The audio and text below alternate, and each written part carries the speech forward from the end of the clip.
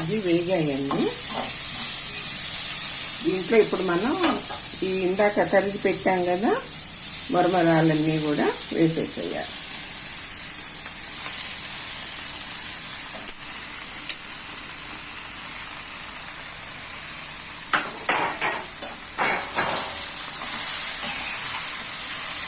వేసి ఇలాగా పిండికి నీటి కలిపేసేస్తే అంతా కూడా కలుస్తుంది అన్నమాట.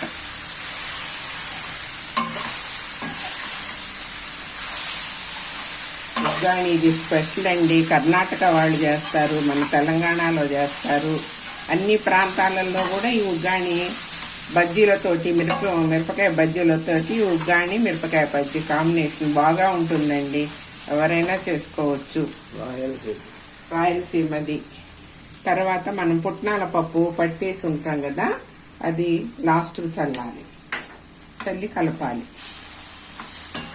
సిమ్ము మీదే పెట్టుకోండి, లేకపోతే మాడిపోతుంది. సిమ్ము మీద పెట్టి మొత్తం కలిపి దించే ముందు ఒకళ్ళని నెయ్యాలి. ఎవరో చెప్పండి. ఒకళ్ళు వేస్తే కానీ టేస్ట్ వస్తుంది. అదేంటంటే కొద్దిగా నిమ్మరసం వేయాలండి. వేస్తే అప్పుడు ఉగ్గానికి టేస్ట్ వస్తుంది. కొంచెం నిమ్మరసం. అంతేనండి, అయిపోయింది ఉగ్గాని.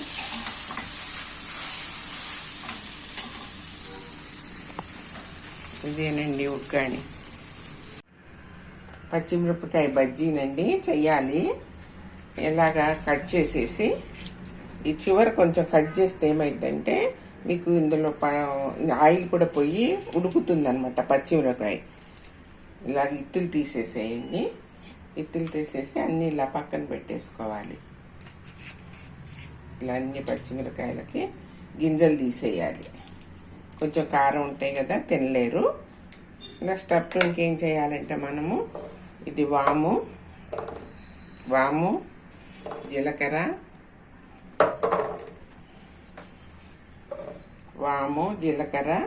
జీలకర్ర పొడి, వాము పొడి, కొంచెం ధనియాల పొడి, ఉప్పు వేసి కలిపేసి దీన్ని స్టఫింగ్ కింద ఇలా పెట్టాలి. అంతా ఇలా పెట్టేసి అన్నీ ఇలా పెట్టేసుకొని మనం బజ్జీలు వేసుకోవచ్చు. అప్పుడు ఏమవుతుందంటే మనకు అరగదనే ప్రాబ్లం ఉండదన్నమాట. ఇందులో వాము ఉంటుంది, జీలకర్ర ఉంటుంది, ఉప్పు, ధనియాల పొడి కూడా వేసాను. అన్నీ వేసి కలిపి ఇలా పెట్టేసేసి స్టఫ్ చేసేసామనుకోండి, చాలా బాగా ఉంటుంది. నేను మళ్ళీ మీకు బజ్జీ చేసేటప్పుడు చూపిస్తాను. 1 కప్పు 1/2 కిలో శనగపిండి అండి తీసుకొని వేసుకోవాలి. దాంట్లోకి ఒక 2 స్పూన్స్ మన బియ్య పిండి వేసుకుంటే కరకర వస్తాయి అన్నమాట, మెత్తగా కాకుండా. ఒక 2 స్పూన్స్. రుచికి తగ్గంత ఉప్పు, కొద్దిగా కారం అండి, కొద్దిగా పసుపు,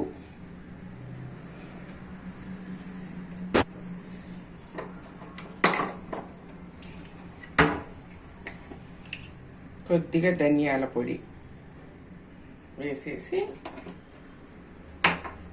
ఇవన్నీ కూడా కలపాలి.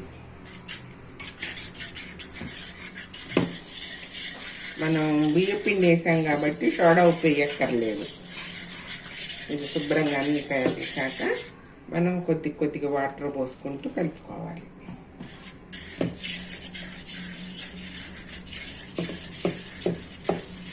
అప్పుడు ఏమవుతుందంటే ఒకటేసారి వాటర్ పోసామనుకోండి పొరలుగా రావు, బజ్జీలు ముద్దలుగా వస్తాయి. ఇలా కొద్దిగా వాటర్ పోసుకుంటూ కలిపితే ఈ కలపటంలో పొరలు వస్తాయి అన్నమాట బాగా.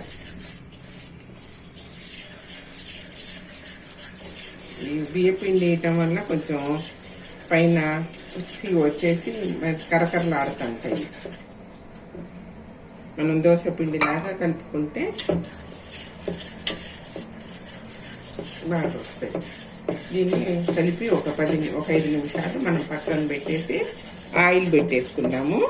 ఆయిల్ పెట్టేసుకుంటే ఆయిల్ వేడవుతుంది. ఇలా కలిపితే చాలండి.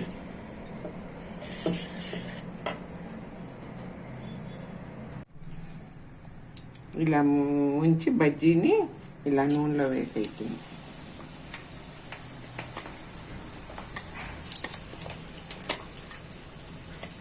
ఇలా చివరి కొంచెం ఇట్లా అనాలి, అన్నప్పుడు బాగా వస్తాయి బజ్జీలు.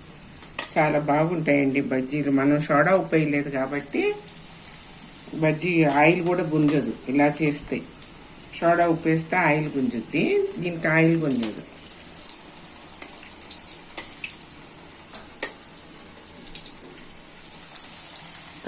మనం స్టవ్ సిమ్ మీద పెట్టుకోవాలి, కొంచెం పెట్టుకొని చేయాలి.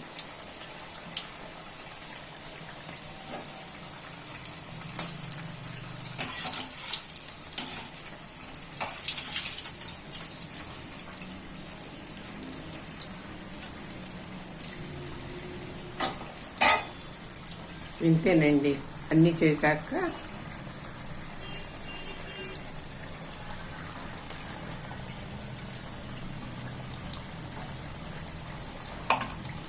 బజ్జీ కాదాక తీద్దాము.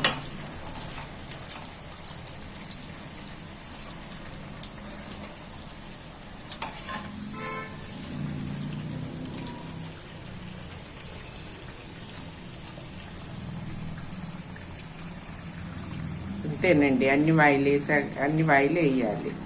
ఇదిగోండి, ఇంకా రెండో వాయి కూడా వేసాను. ఇలా బజ్జీలు సిమ్ము మీద కాలితేనే లోపల పిండి కూడా కాలుతుంది, లేకపోతే లోపల పచ్చి పచ్చిగా ఉంటుంది.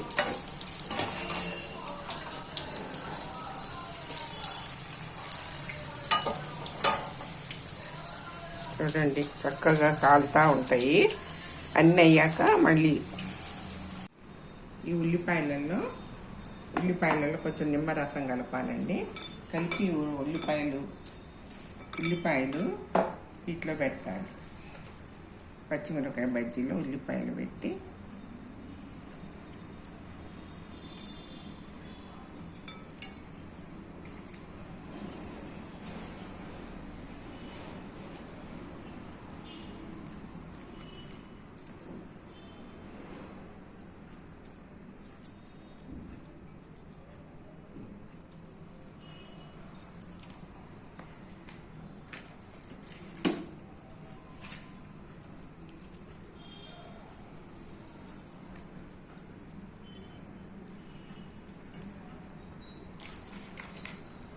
అంతేనండి, ఏమీ లేదు, చాలా తేలిక.